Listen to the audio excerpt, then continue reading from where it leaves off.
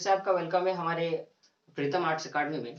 तो दोस्तों जो लोग मेरे चैनल पे नए हैं मैं बोलूंगा कि आप चैनल को सब्सक्राइब कर दें और जो सामने बेल का आइकन है उसको भी प्रेस कर दें ताकि मैं जितने भी वीडियो डालूं आर्ट्स के रिगार्डिंग आप उसका नोटिफिकेशन आप तक पहुंच सके। जैसा कि कल हम लोग का चैप्टर चल रहा था संसाधन, और संसाधन में हम लोग कल वर्गीकरण देख लिए थे। तो वर्गीकरण में हम लोगों ने बहुत चीज देखा था, ठीक है ना। प्राकृतिक संसाधन और मानवीय संसाधन, दो भाग में संसाधन को बांटते हैं, फिर उसका भी क्लासिफिकेशन हम लोगों ने किया। तो आज हम लोग बेसिकली आज भी क्लासिफिकेशन ही देखेंगे, लेकिन इससे पहले हम लोगों ने संसाधन का क्लासिफिकेशन देखा था। ओवरऑल वो जैसे नेचुरली तरीके से मिल जाता है तो उसके हिसाब से दिखाते हैं, किसके हिसाब से, नेचुरली तरीके के। लेकिन अब देखो कि जो संसाधन होते हैं वो पर्यावरण में पदार्थ के रूप में पाए जाते हैं। तो पदार्थ के रूप में जब संसाधन को पाया जाता है तो उसको हम लोग पदार्थ को क्या करते हैं, परिवर्तन करते हैं। किसमें परिवर्तन करते हैं, संसाधन में परिवर्तन करते हैं। तो जब उसको हम लोग संसाधन में परिवर्तन करते हैं तो संसाधन में परिवर्तन करने के बाद उसका प्रयोग करते हैं। तो परिवर्तन और प्रयोग के आधार पर संसाधन को बांटा गया है। मैंने क्या बोला, संसाधन को प्रयोग और परिवर्तन के आधार पर संसाधन को बांटा गया है। तो हेडिंग डाल सकते हो आप लोग, लिखिएगा कि प्रयोग और सॉरी परिवर्तन और प्रयोग के आधार पे, परिवर्तन और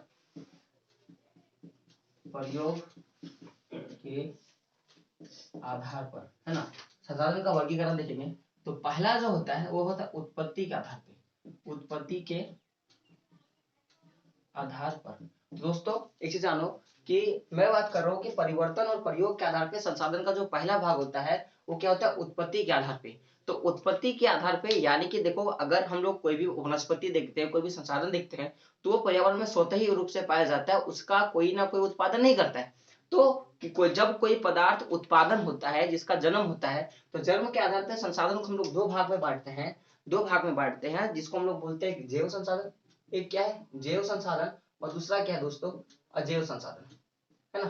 पहला क्या है, जैव संसाधन, दूसरा अजैव संसाधन। मैं फिर से बोल दूं कि मैंने आपको क्या बोला कि परिवर्तन और प्रयोग के आधार पे संसाधन का वर्गीकरण करना है, और इसमें उत्पत्ति के आधार पे संसाधन को दो भाग में बांटते हैं। यानी कि कोई भी संसाधन खुद व खुद पैदा हुआ उसके आधार पे संसाधन को दो भाग में बांटते हैं। एक होता है जैव संसाधन, दूसरा क्या होता है, अजैव संसाधन। तो मैंने पहले भी आपको बोल के रखा हुआ है कि जैव संसाधन ऐसे संसाधन है जिनमें जीवन पाया जाता है, और अजैव संसाधन ऐसे संसाधन है जिनमें जीवन नहीं पाया जाता है। तो मैं जैसे बात करूं पौधा का, मैं जैसे बात करूं एक वन्य जीव का, मैं जैसे बात करूं एक मनुष्य का, किसके अंतर्गत आता है, जैव संसाधन के अंतर्गत। मैं बात करूं पत्थर का, मैं बात करूं खनिज का, तो किसके अंतर्गत आता है, अजैव, क्योंकि इसमें जान नहीं पाया जाता है। तो अब जैसे मैं जैव संसाधन का बात करूं तो आप खुद बोलोगे कि सर जैव संसाधन, जैसे मैं एक पेड़ का बात करता हूं तो पेड़ को क्या कोई उसका तो उसकी उत्पत्ति प्रकृति से हुई है, इसको हम लोग क्या बोलते हैं, जैव संसाधन। उसको क्या बोलेंगे, अजैव संसाधन, ठीक है ना, क्योंकि खनिज वगैरह भी जो होता है इसकी उत्पत्ति खुद ही स्वतः ही हो जाती है, उसको बनाना नहीं पड़ता है, तो किसके अंतर्गत आएगा, अजैव संसाधन के अंतर्गत। तो उत्पत्ति के आधार पर संसाधन को दो भाग में बांटते हैं, एक जैव संसाधन, दूसरा क्या होता है, अजैव संसाधन। अब जब नेक्स्ट बात करेंगे तो समाप्यता के आधार पे, दूसरा क्या है, समाप्यता के आधार पे, समाप्यता के आधार पर, ठीक है ना। तो समाप्यता के आधार पे संसाधन को दो भाग में बांटते हैं, और वो दो भाग है नवीकरण संसाधन, नवीकरण संसाधन, और दूसरा है हम लोग का अनवीकरण संसाधन। दूसरा क्या हम लोग का, अनवीकरण संसाधन। तो मैंने कल भी आपको, आप सोचो कि कोई पदार्थ का उत्पादन हुआ, अगर वो पैदा हुआ है तो वो खत्म भी होगा, वो समाप्त भी करेगा। तो जब वो समाप्त करेगा तो उसके लिए संसाधन को दो भाग में बांटते हैं, एक होता है नवीकरण संसाधन और दूसरा क्या होता है, अनवीकरण संसाधन।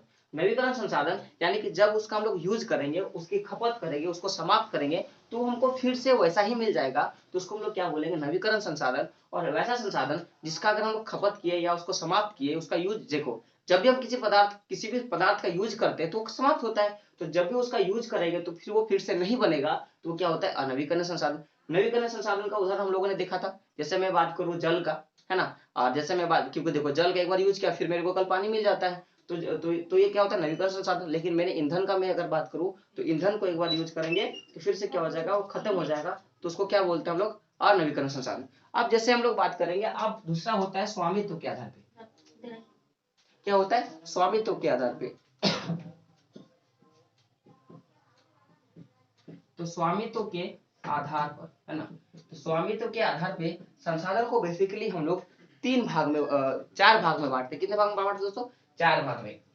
अब बोलोगे सर स्वामित्व माने क्या होता है? स्वामित्व माने होता है अपनापन। आप बताओ आपके आपका घर, ठीक है, किसका है? आपका अधिकार है। अगर उसमें कोई दूसरा आदमी बिना रेंट का रहने के लिए आएगा तो रहने दोगे? अब तो नहीं रहने दोगे। तो यानी कि जो स्वामित्व के आधार पे बात करेंगे, यानी कि किसी भी संसाधन पे किसका अधिकार है उसके आधार पर, या फिर अधिकार के आधार पे संसाधन को बेसिकली हम लोग चार भाग में बांटते हैं। तो पहला जो होता है उसको बोलते हैं व्यक्तिगत संसाधन। क्या होता है? व्यक्तिगत संसाधन। दूसरा क्या होता है? सार्वजनिक संसाधन। क्या होता है? सार्वजनिक संसाधन। और तीसरा जो हम लोग बोलते हैं उसको बोलते हैं राष्ट्रीय संसाधन। क्या बोलते हैं? राष्ट्रीय संसाधन। क्या होता है? राष्ट्रीय संसाधन। और चौथा जो होता है जिसको बोलते हैं अंतरराष्ट्रीय अंतरराष्ट्रीय संसाधन। अंतरराष्ट्रीय संसाधन।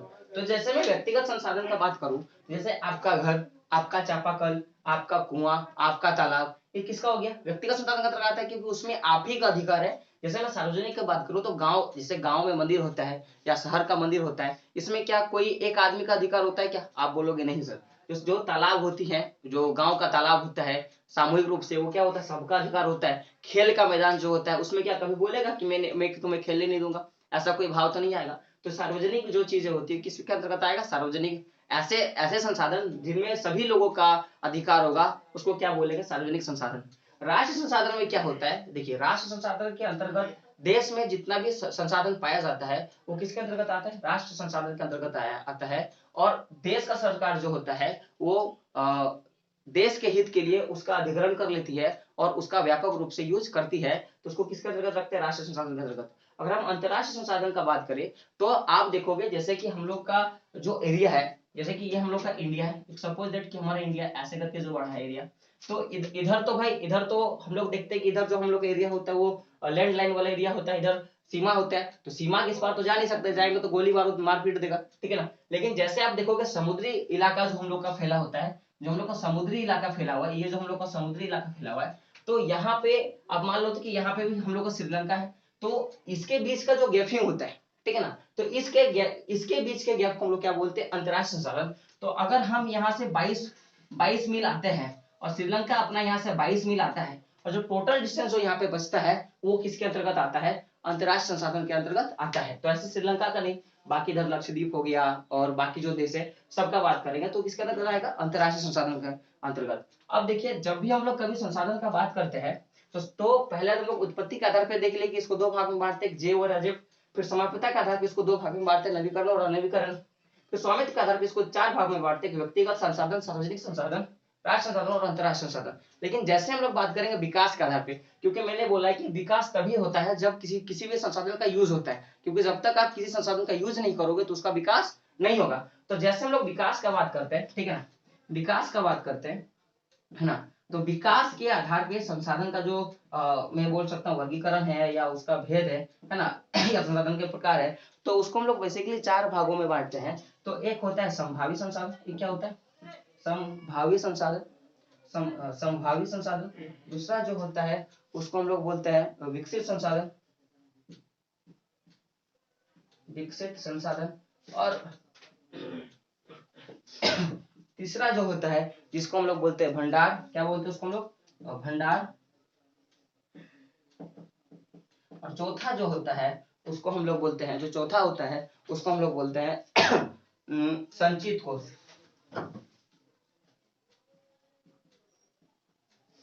समझिएगा, अगर मैं विकास के आधार पे बात करूं तो संसाधन को हम लोगों ने चार भाग में बांटा है। पहला जो होता है वो संभावी संसाधन, ठीक है, दूसरा होता है विकसित संसाधन, तीसरा क्या होता है? भंडार, और चौथा क्या होता है? संचित कोष। तो जैसे मैं संभावी संसाधन का बात करूं तो मान लो कि आप जिस एरिया में, पार्टिकुलर एरिया में, आपको जिस रूरल एरिया में हो, जिस आप शहरी इलाके में हो, वहां पे मान लीजिए कि कुछ ऐसा संसाधन है जिसका होने का आशा है लेकिन आपको पता नहीं है, तो किसके अंतर्गत आएगा? संभाव्य संसाधन के अंतर्गत। यानी कि ऐसा संसाधन जो किसी खास किसी क्षेत्र में विद्यमान है लेकिन उसका हमको पता नहीं है, तो किसके अंतर्गत आएगा? संभाव्य संसाधन के अंतर्गत। और ऐसा कोई संसाधन जो किसी क्षेत्र में है और उसका हमको गुणवत्ता भी पता है, उसका मात्रा भी पता है। गुणवत्ता मात्रा का मतलब कि कोई एक ऐसा संसाधन, जैसे पार्टिकुलर हम लोग कोयला का बात करते हैं, ठीक है ना, आप धनबाद एरिया आओगे तो धनबाद में आपको ज्यादा मात्रा में कोयला मिलेगा, तो यहाँ हमको पता है कि कितने मात्रा का कोयला पाया जाता है, कौन सा कोयला पाया जाता है, उसमें कार्बन का प्रतिशत कितना है, या वो कितना डेप्थ तक वो कोयला है, कितना कोयला हमको मिलेगा। तो जब भी किसी संसाधन का मात्रा है ना, गुणवत्ता, वो कौन सा संसाधन अगर ये हमको पता चल जाता है तो किसका अंतर्गत आएगा, विकसित संसाधन का अंतर्गत आएगा। भंडार का होता है कि भंडार मतलब क्या होता है कि समझिएगा कि ये ऐसा संसाधन है जो किसी प्रदेश में विद्यमान है ना, और वर्तमान समय में उसका उपयोग किया जा रहा है।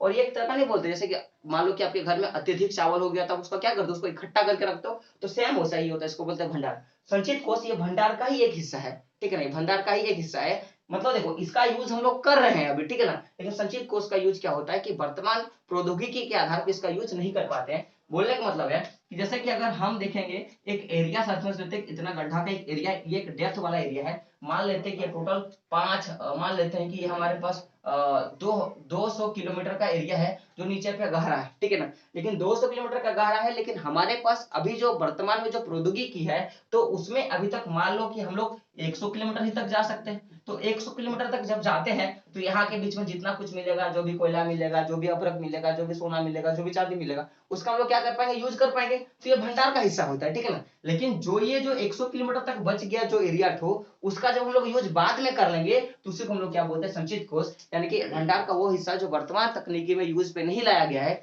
लेकिन वर्तमान समय में भविष्य में इसका उपयोग किया जाएगा, तो किसके अंतर्गत आएगा, संचित कोष के अंतर्गत। तो ये हम लोगों ने परिवर्तन और प्रयोग के आधार पर संसाधन का मॉडिफाई क्लासिफिकेशन किया है। अब हम जब अगले क्लास में जब बात करेंगे तो इसी पे बात करेंगे, लेकिन इस पे क्या होगा कि जैसे हम लोगों ने बात किया उत्पत्ति के आधार पे जैव और अजैव, मैंने तो बस आपको बता दिया, अगले क्लास में मैं इस पे थोड़ा डिटेली और चर्चा करूंगा, है ना, कि जैव संसाधन क्या है, अजैव संसाधन क्या है ना, नवीकरण संसाधन क्या है, नवीकरण संसाधन है, थोड़ा इस पे डीपली चर्चा करेंगे। और एक जो पॉइंट रह गया जो आपको जानना बड़ा इंपॉर्टेंट है कि मैंने अभी क्या बोला कि जब जब विकास होता है, ठीक है ना, जैसे जैसे विकास होगा तो विकास के साथ साथ ही संसाधन का जो खपत होता है या दोहन होता है वो अत्यधिक बढ़ती है। तो आप बोलोगे कैसे, कि मान लो कि आप एक इंडस्ट्री लगाए हो, आपने किसी भी एक चीज का उद्योग लगाया है जो कच्चे माल चलता है, क्योंकि देखो जो भी उद्योग होता है वो कच्चे माल से चलता है। तो आपके पास किसी एक पार्टिकुलर चीज पे कोई कच्चा माल, जैसे कि मान लो कि आपने क्या क्या है ना कि कोई कागज बनाने की आपने फैक्ट्री डाली है, ठीक है, तो कागज बनाने के लिए आपको सबको पता है कि बेसिकली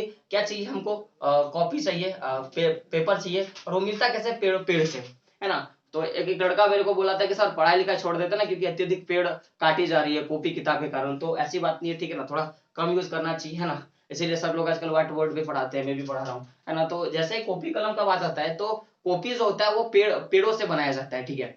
तो अब मान लो कि मैंने यहाँ पे यहाँ पे मैंने एक फैक्ट्री डाला है जो कागज का फैक्ट्री है, और वो कागज बनाती है, ठीक है। अब सोचो कि मेरे गांव में पहले 10 बच्चे थे जो किताब लेके पढ़ते थे।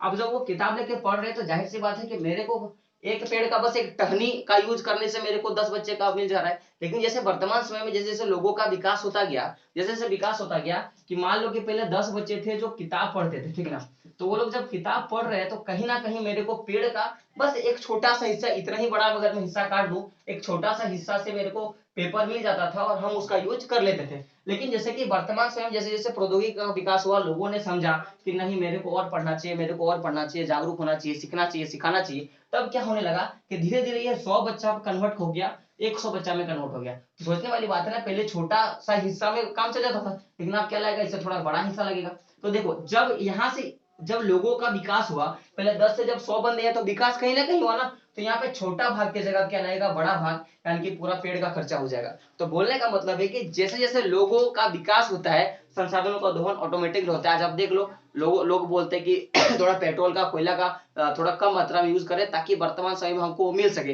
रीजन क्या है, क्योंकि ज्यादातर जब भी विकास होता है तो संसाधन का दोहन होता है। और एक बात जान लेना दोस्तों, एक मानरेली वाली बात है कि संसाधन का अगर दोहन नहीं होगा, संसाधन का अगर दोहन नहीं होगा तो विकास संभव नहीं है। तो जनरली मैं बात करूं तो संसाधन का अगर मैं विकास का बात करूं तो जरूरी क्या है कि संसाधन का दोहन होना चाहिए। लेकिन एक बात जान लीजिएगा आप लोग कि एक सतत पोषणीय आर्थिक विकास करके आपके चैप्टर में एक पॉइंट है, तो सतत पोषणीय आर्थिक विकास क्या बोलती है उसको जानना बड़ा इंपॉर्टेंट है। और ये जो चीज होता है, मैं चाहूंगा कि वर्तमान समय में नए युवा जो पीढ़ी के जितने भी टीचर्स हैं या जितने स्टूडेंट जो मेरे वीडियोस को देख रहे हैं, मैं बोलूंगा उन सबको फॉलो करना चाहिए। अब बोलोगे सर कि वो क्या है, आपने जो बोला कि ये जो सतत पोषणीय है ना, ये जो सतत पोषणीय आर्थिक विकास इसको हम लोग बोलते हैं, ठीक है ना। तो सतत पोषणीय आर्थिक विकास क्या है? तो सतत पोषणीय आर्थिक विकास का मैं अगर बात करूं तो एक सिंपल सा फंडा है कि देखो, विकास करने का सबको अधिकारी एक राइट है कि आप विकास कर सकते हो, किसी भी क्षेत्र में विकास कर सकते हो। तो आप विकास करो, आपको मना नहीं किया गया है कि आप विकास मत करो,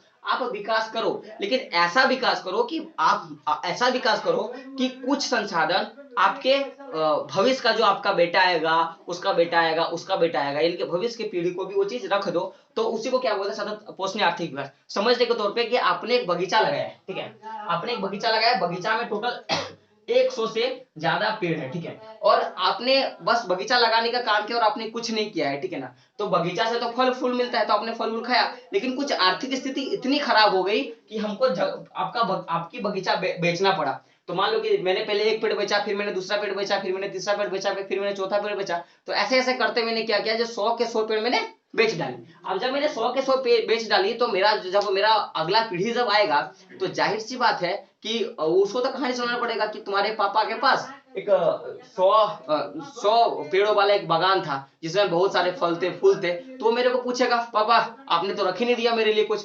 तो अगर कुछ मैं रख देता, तो ही क्या होता? सतत पोषणीय आर्थिक विकास। यानी कि ऐसा विकास, जो विकास करो लेकिन कुछ मात्रा में अपनी पीढ़ी को बचा कर रख दो, तो वो क्या होता है? सतत पोषणीय आर्थिक विकास। और दोस्तों, मैं एक मैसेज बोल देना चाहूंगा, जितने लोग मेरे वीडियोस को देख रहे हैं, मैं बोलूंगा कि एक पेड़ अगर काटते हो तो 2 पेड़ जरूर लगाया करो, क्योंकि वो 2 पेड़ आपकी जिंदगी बदल सकती है। और जितने लोगों ने अभी तक मेरे चैनल को सब्सक्राइब नहीं किया, मैं बोलूंगा एक बार सब्सक्राइब कर दे, ताकि मैं जितने भी भूगोल के क्लासेस ले रहा हूँ, फिर हिस्ट्री के लूंगा, फिर इकोनॉमिक्स का लूंगा, तो वो सारे आप तक रेगुलरली पहुंच पाए। तो एक बार बेल का बटन और सब्सक्राइब कर देना, और अगर मेरी मेहनत आप तक अगर अच्छी लग रही है, तो एक बार लाइक जरूर कर देना, और कमेंट्स में बताना कि मेरा जो पढ़ाने का स्टाइल है आपको कैसा लगा। तो जय हिंद दोस्तों।